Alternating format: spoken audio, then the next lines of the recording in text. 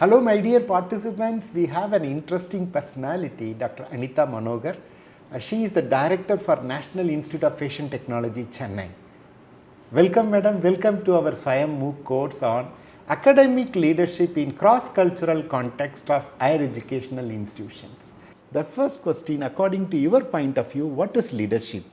To me, leadership means a fulfilled, academically sound human being. In my context of leadership, I have been a professor and then became the director of this place. I am able to bring in positive changes. We are teaching and dealing with young minds.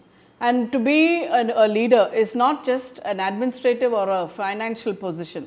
It's a position that challenges you to deal with each generation of students as they come into this institution, to look at their newfound needs based on evolution, and to give them sound education with unsaid, silent, underlined discipline. So today we are dealing with students who you cannot directly speak about discipline or be like this or behave like this. So in my leadership, I have transformed this institution, first of all, to do hands-on experiences, probably work with every segment of society, with every children of both talented and of course who are affordable, and of children who cannot afford. So to me, leadership means empowering, bringing the whole community of students and institution together, leading them in a direction that can be of a positive change. What is academic leadership? How it is different from general leadership? In a general leadership, you might see the same people for many years. There is no flow of people. In an academic leadership, you see flow of people. You see, I have a 4-year program and we have a 2-year program. So constantly every year one batch is graduating and a new batch is coming in. And while many batches have come in, and for us, for people like me who have been here for more than 20-25 years, we have actually seen 2 decades of different kind of children coming in. The impact of technology, the kind of education and curriculum that has been evolving, and the exposure that these children have, the power of money, and their awareness to society, everything makes an impact. Now in those short years of 2 years for PG and 4 years of UG, it's a very, very formative year. So in an academic leadership, you are actually targeting formative years. So you know that character, professionalism, behavior patterns, etiquettes, attributes, everything come in these 4 years, which are very crucial, basically between the age of 18 to 22. So I think the challenge is big, the patience is more, forgiveness, understanding, and probably putting them on the right track, patting them on the back, and also teaching these students that getting 2 on 10 is not a failure, and getting 10 on 10 doesn't make you the best child in the class. What you can evolve and become in your job, profession, or in society is your cutting edge. So I think in academic leadership, there's a huge challenge, and I'm really happy for how I have transformed NIFT Chennai. What kind of ecosystem which you have created in terms of the organization structure which you have created? How do you transform the powers and delegation of powers to your team members? See, I have been a professor 17 years, and I have seen this very cliched kind of behavior. Administration is separate and academics is separate. So in the last 10 years as an academic administrator, when I came in and took on the leadership, I have realized that there has to be a blend, there has to be a togetherness. There are students from different countries, different states, everybody has their own mindsets, everybody has their own way of living. So basically NIFT is a residential kind of a course. Now we are partially residential because we have about 500 students in the hostel, 400 girls and about 80 to 100 boys, and we have the rest of them staying residentially outside the campus, very few day scholars. So then what I have noticed is that there is a big gap between children, and they all have their grouping and group systems. Then I also realized that while I was a faculty, there were many students who were not able to afford education, and they were not able to afford the materials that are being brought here. So one day, as I took up the challenge to become the director, I have brought in many systems. Each class I monitor, I call them for meetings, I hold assembly and I talk to all students. I break barriers, I have completely broken barriers. There is no groupisms based on north, south or whatever it is, or communities. Everybody mixes with everyone else. Then of course I brought in inclusiveness. So we work with inclusive children. Once in a year I bring in the Kannagi Nagar slum children also into the campus, and I do a workshop with my faculty with them, and we end it with dance and music and a lot of interaction with them and me as well. So every year these children look forward to coming here. So slowly we worked with Ability Foundation. We work with disabled. Ability Foundation sends us about 5 clients every year, and these clients are somebody who is very big and who are holding big positions in banks and other places. One morning they wake up that they are paralyzed fully, or they are born sitting in a wheelchair, so many such impediments.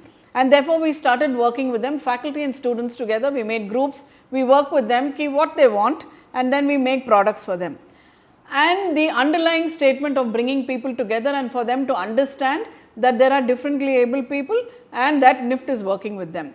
See, otherwise NIFT has this whole attribute about what you look like on the outside.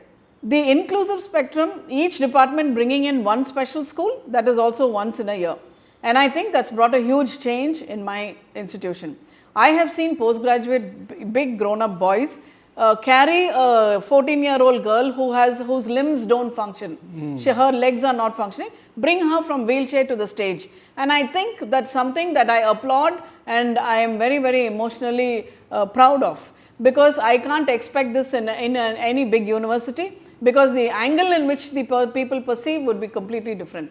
Therefore, when my students work with special children, when they do a lot of projects with them, I feel that there is a turning point. Now, how can we make this better? What I have done is, when I have children who are financially weak or who have impediments, hearing and speech, or any other impediment, or probably tribal children, or children who came from model school, SC/ST children, I make a buddy system. So each class has a buddy system, and that's my USP. So the buddy system consists of their batchmates, their parents, probably an old school teacher, or some other, or another couple of faculty mentors. So when the child is taught something, the buddy system supports them in the evening. This is the assignment. This is what is taught to you. This is the date of submission. These are the materials you have to bring. Some of them volunteer. When I am buying material for myself, I will buy for you too. So this buddy system has slowly trickled into 1,100 students inside the campus, 150 faculty and staff. So we all today think alike. There is only one telescope and we all look through that one telescope. There is only one person who is guiding them, that's me. Of course, by the grace of God, the wisdom that I get from above. And I know that we are in the right direction. And why am I able to do this? Before I joined NIFT, when I was teaching elsewhere under university, I was scribing for blind children. And therefore, I knew the connect that a disabled person would have towards a person who is willing to share. So if I were to do something for them, I would know at what level my intervention can be. And this is something that I mentor with my faculty. Every semester, before the semester begins, I take my faculty for a one-day lunch or an outing. There I sit and I speak to them, that these are my observations at the end of last semester. These are things that can be better. This 8 children, everybody looked after them well, but they, I should see them playing or joining, any activity club and becoming equal with other students. That challenge is yours. If I don't see it, your department is answerable.